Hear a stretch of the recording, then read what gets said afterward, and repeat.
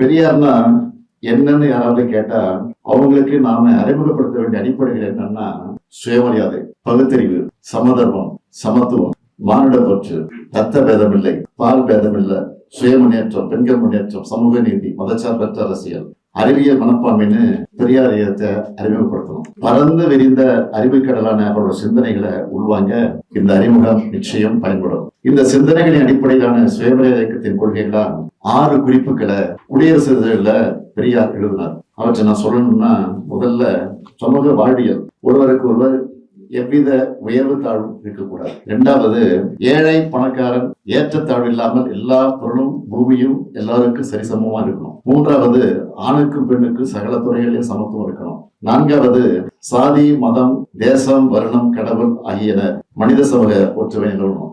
5வது, அனைத்து மனிதரும் உழைத்து அதன் பயனை அனைவரும் சமமா பயன்படுத்தணும். 6வது, யாரும் எதற்கும் அடிமையாகாமல் அவரவர் அறிவு, ஆராய்ச்சி, உணர்ச்சி, காட்சி ஆகியவற்றுக்கு இணங்கி நடக்க முழு சுதந்திரம் இருக்கணும். இதெல்லாம் உலகம் முழுக்க எல்லா நாடுகளுக்கும் எல்லா மக்களுக்கும் பொதுவான கருத்தியல்கள். அதனாலதான் பெரியார் கொள்கை உலகளாவிய கொள்கைன்னு சொல்றோம். இவ்வளவு முற்போக்கான கருத்தியல்களை 100 ஆண்டுகளுக்கு முன்னாடியே, அதுவும் பழமைவாதங்களும் மூட நம்பிக்கைகளும் நிரம்பி இருக்கிற மண்ணில பேசி மக்களை எழுச்சி பெற வச்சவர் தந்தை பெரியார். சுயமரியாதை இயக்கத்தை அவர் சாதாரணமா தோற்றுவிக்கல, உலகம் முழுக்க பயணம் செஞ்சார்.